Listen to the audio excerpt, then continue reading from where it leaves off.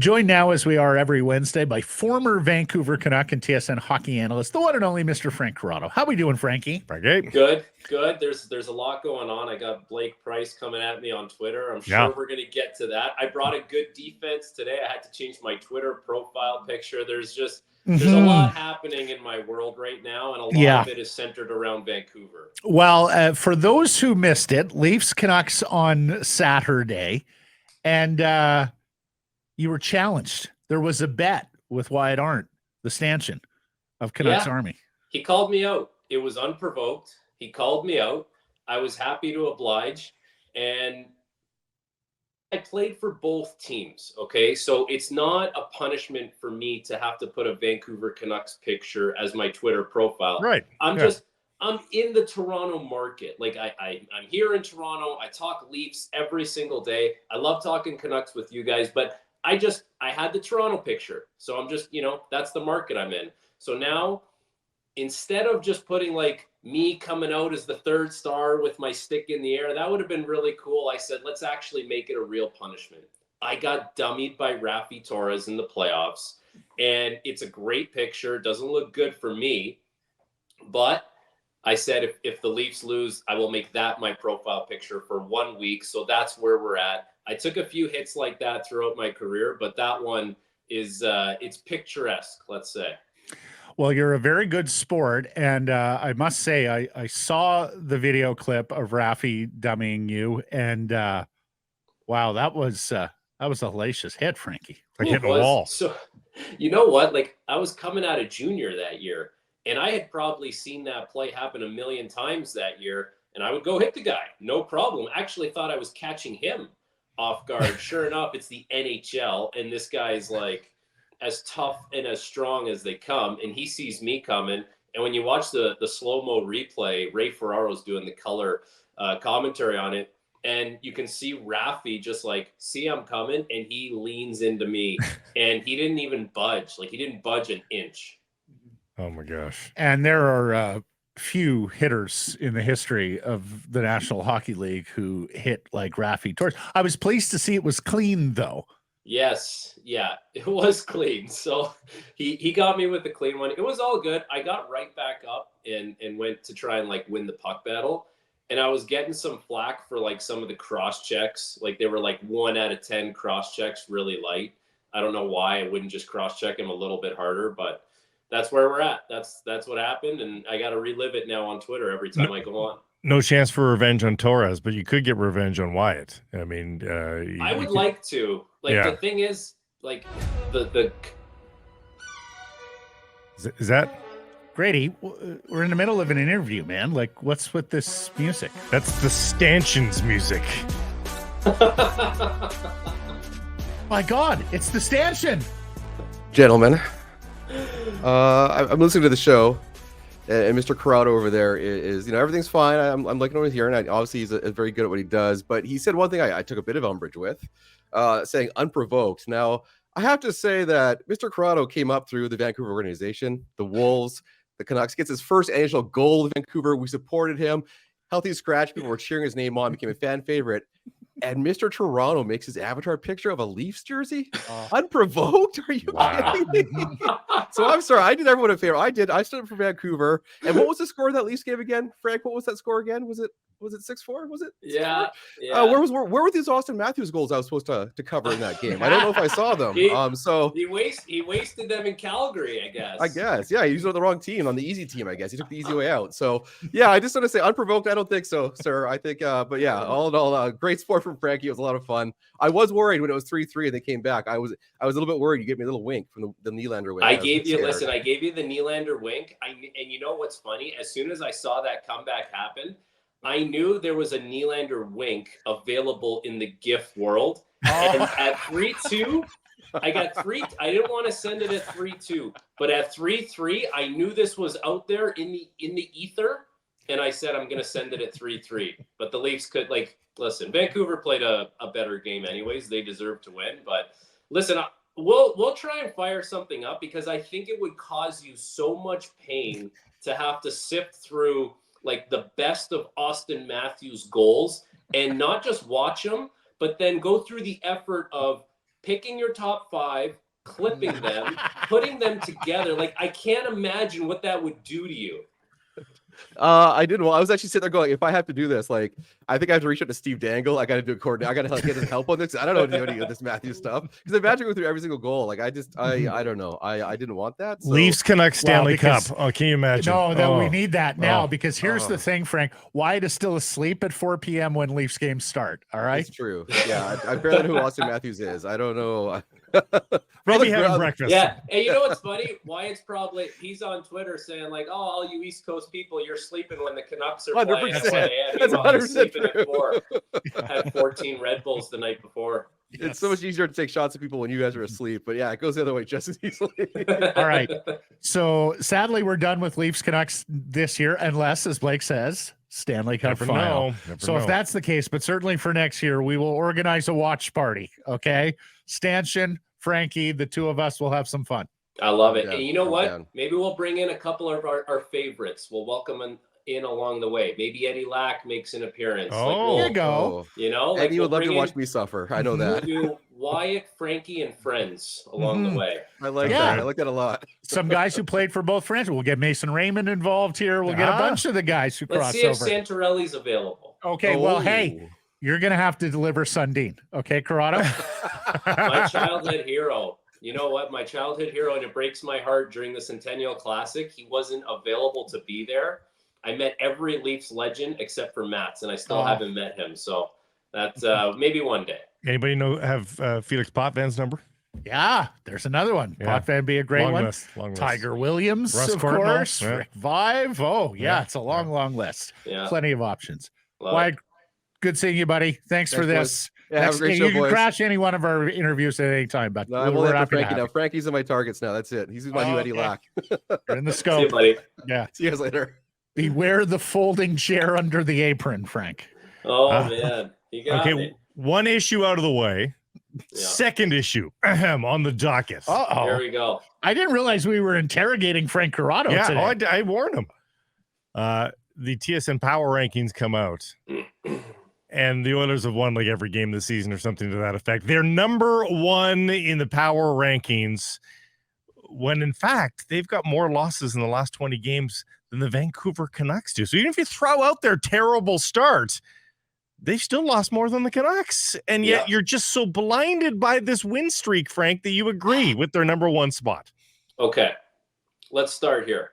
First of all, the language of the question is important. Right now was how the question was Yeah. worded. So who's the best team right now as of today? I chose the Edmonton Oilers. Now, that question gets presented to me earlier in the day. That's not like I'm not just on camera and they're like, oh, I got to answer it. So Yeah. I had a little time to dig in. # crunch the numbers. So as you know, like I like analytics because it tells me the story of what has happened so far. It's not a projection as far as what's going to happen into the future. Right. So now I feel like it's valid to get into the analytics as far as what is happening beneath the surface that's leading to the results on the ice. I go to Sport Logic. We have a great setup with Sport Logic here at TSN. They give us these breakdowns of all like these key areas of the game, offensively, defensively, goaltending, special teams. Like we really get a deep dive into these things. The 5-on-5 categories, there's 13 offensively, the same 13 defensively.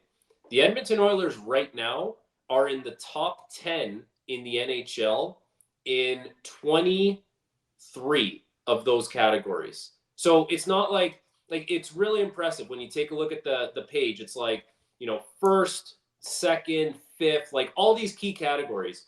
So then I go, okay, let's compare this to the Canucks, who are playing really, really well. Canucks were about half. So there was a lot of categories like key ones where, you know, high danger scoring chances. We had talked about this where the inner slot shots were high, but the high danger scoring chances were still not like, they're still in the bottom third of the league. Like I'm seeing 23 rank. And, you know, they're actually, believe it or not, when it comes to those things, the Canucks are better defensively than they are offensively. No kidding. They are. And It's the so structure, that- the Tocchet structure, right? Exactly. So Yeah. when I'm doing this, I'm saying, okay, right now I'm seeing a team that's not doing it by accident. with Edmonton. Like they're like, you can see it's all there beneath the surface. The Canucks are not doing it by accident either. But if you're asking me like who's better right now, I'll say Edmonton. The one caveat to that is Stuart Skinner has been playing really well recently. If that doesn't continue, I don't think it matters what they do at 5-on-5. I don't think it matters like high danger slot shots. I don't think any of that matters if they get the goaltending that they got at the beginning of the season.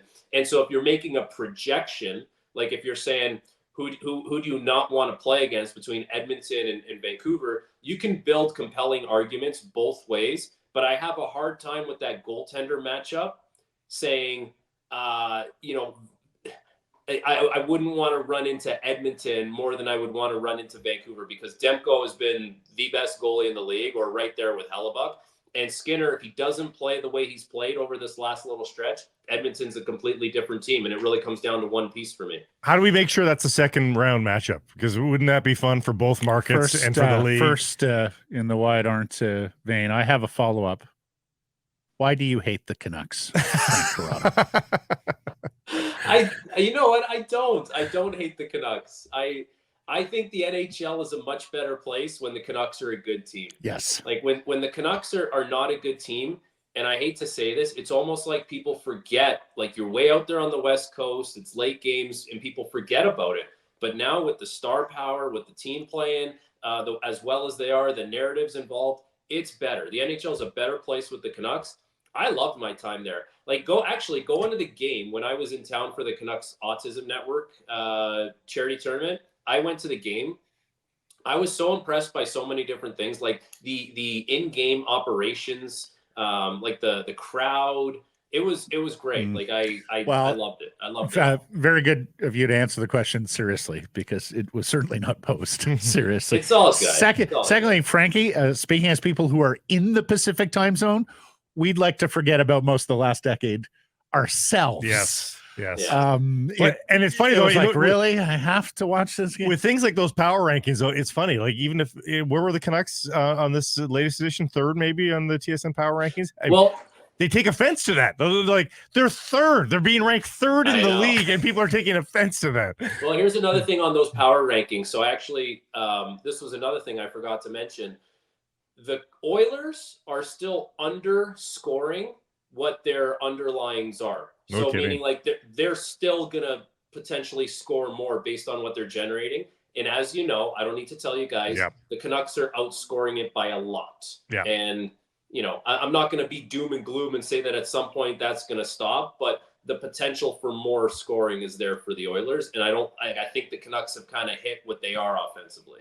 First, before I ask the next question, we have had so many guests over the years, and particularly those who were players or coaches, more players, talk about, oh my God, I don't know how you guys exist in that Canucks Twitter space. Like, oh, it's so toxic. And so this and that. Frankie Corrado has been the one consistent guest we've had over the years who said, I love Canucks Twitter. It's undefeated. I love watching it. I love engaging with it. So we thank you for that, buddy. Good sport. Good sport. You've been an awesome sport. I got some heat last week by saying I think the Canucks are free and clear of the Oilers. They're 13 points up on Edmonton. Edmonton does have 4 games in hand, 1 head-to-head left with them. Of course, the Canucks see a lot of Vegas and LA late in the schedule. Do you see a pathway for the Oilers to finish ahead of the Canucks at this stage? Slight chance. Like I wouldn't be betting on it. Like I think Vancouver has built up enough of a lead. Not to mention that I don't expect the Canucks to go on like what the LA Kings have done, where they can't win a game anymore. Like I don't see that coming for the Canucks. I just think they're too well built.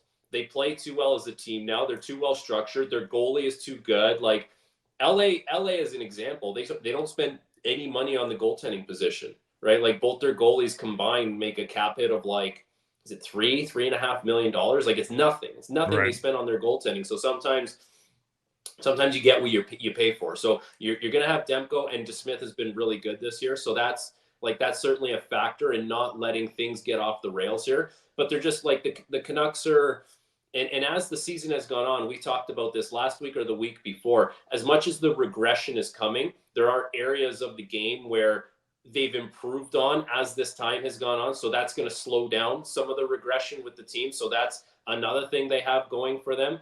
And as much as Edmonton has played well, they're not going to win every single game. Like, they're going to lose games. So as time goes on here, eventually the clock just runs out and you're not able to catch the Canucks. I don't see it happening. Like, it could be the strangest thing ever, and it would, but I would be really surprised if the Oilers were able to catch the Canucks at this point. Frank, 1 year ago, Rick Tocchet coached his first game with the Vancouver Canucks. As we know, this is his third head coaching stint, and he'd spent some time as an assistant, particularly in Pittsburgh, where you had him. Max Domi came in here on Saturday and said he's one of the best coaches in the world. He forges relationships with his players unlike any other guy. He's the Jack Adams favorite.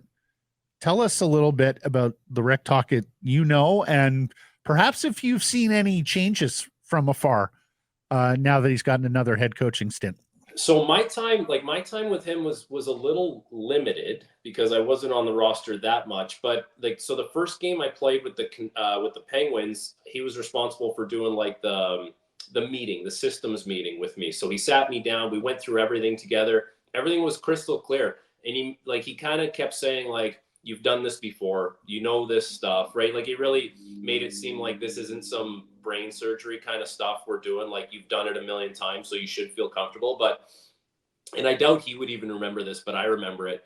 The first game we played in Buffalo, I don't know what was wrong with me. I wasn't at a great place in the season for me. Like, I hadn't played a lot. It had been a year and a half of not playing, and obviously nerves are involved. I just I kept falling. I was either falling or getting hit. And, I went back at someone and got them with a good shot. And previous to that, he was kind of just looking at down the bench, come on, man, a little stronger there. You gotta go at guys a little bit more.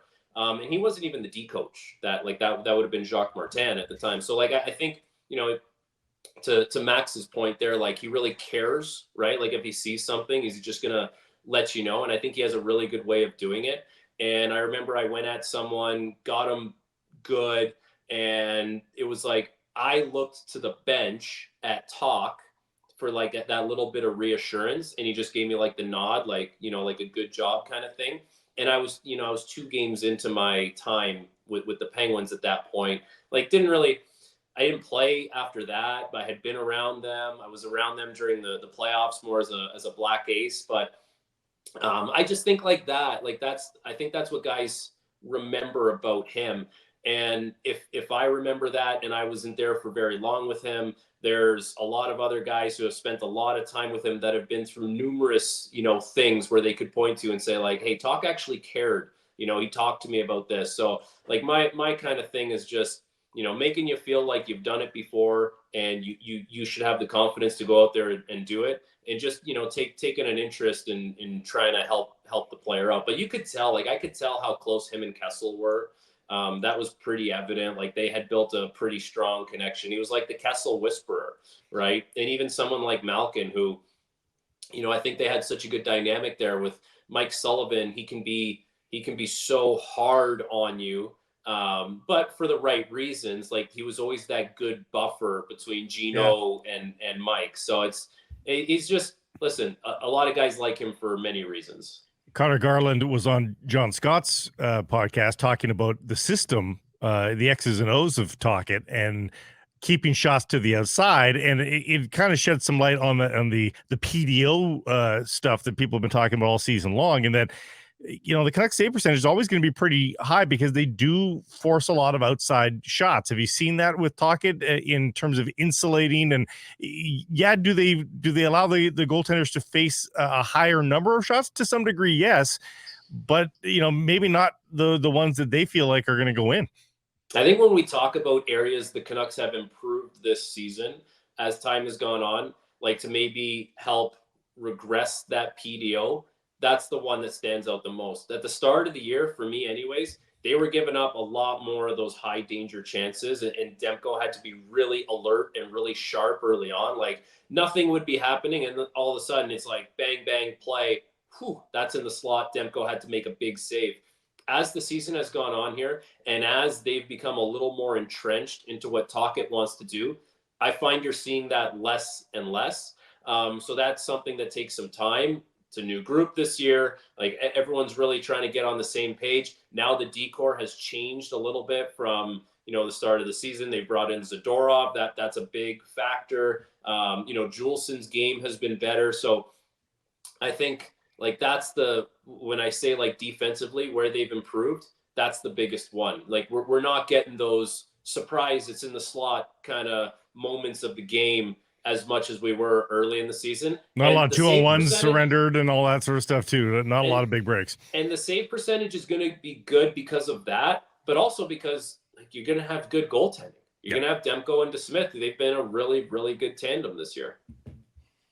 Lastly, Frank, from me in your ongoing quest to make us smarter hockey fans, and of course you speak Rick Tocchetese, want to read you a quote from Tocchet about Kuzmenko coming off Monday's game against the Blackhawks. You do the interpretation for us. He did a good job surfing the guy really fast. I saw a little pep when he surfed over that guy. It was something that we talked about. What's he getting at when he's talking about surfing? Okay, so surfing is a term that's usually used for defensemen. So if I can paint a picture for you, the Canucks are playing in the offensive zone. And let's say the puck is on Quinn Hughes' side of the ice on the boards. And let's say they're playing the Oilers. The Oilers winger makes a pass to the Oilers centerman, okay? Now let's say Hronek, the right shot defenseman, he's the one who takes an angle and angles that centerman back towards the boards where that puck had been. That's called a surf. So when the inside player kind of like takes a good angle on you and brings you back towards the boards. So with the forwards, I've always heard this called a soft lock. So you soft lock one side of the ice and try and angle the player into the boards. He's probably using that term as surf, as a soft lock. So essentially what it would be is Kuzmenko was the high forward in the zone in a good spot defensively. He moved his feet. He took a good angle on the player, and probably he pushed the player into a position where they could kill the play and recover the puck and transition it and go back the other way. That's my interpretation. I've heard it as channeling too. Channel a guy over. Yeah. I got to say, of the many things I love about Tocchet, and particularly as a communicator, but the lexicon that he has brought here. But he's not afraid to explain X's and O's. No, I know. That's the great. thing. There's no proprietary secrecy. He's got infinite patience for explaining the game of hockey to media and fans alike, on top of what he's doing coaching the players. And to me, that's what makes him a treasure here. When he was on TNT, they would do those segments where he would have the whiteboard and they would get the camera from up above, and he would do a great job of breaking it down in such an elementary way. And like, if you were a hockey player and you watched it, you think, okay, like this is basic stuff. But someone watching at home, they would really be able to like, and he would use the lingo. This is what I liked about when he was doing it. He would use the lingo like you just said, but as he's going on, he explains what that means. Right. And I think that's so important. Yeah, super. As do you, sir. Thank you for this. Thank you for participating in our reindeer games today with Wyatt. Love the new avatar and look forward certainly to the next Canucks Leafs game, but to next Wednesday as well. Thanks, yeah, Frankie. now the question is going to be, how long do I leave that avatar and what do I make my next avatar? Oh, until the Canucks are eliminated, man. You're riding with that. Or the clincher. Until they're out of until the they playoffs. get an X beside their name and they've clinched a playoff spot. So I quickly, before I go, I pay for that stupid Twitter blue for the blue check mark. And so they take the blue check mark away when you change your profile picture. Even if you pay for it? Well, they say they have to review your profile. So once I get my blue check mark back, I don't think I'm going to be inclined to change the picture again for a while. So it might just end up staying there. Finally, a Twitter rule I agree with.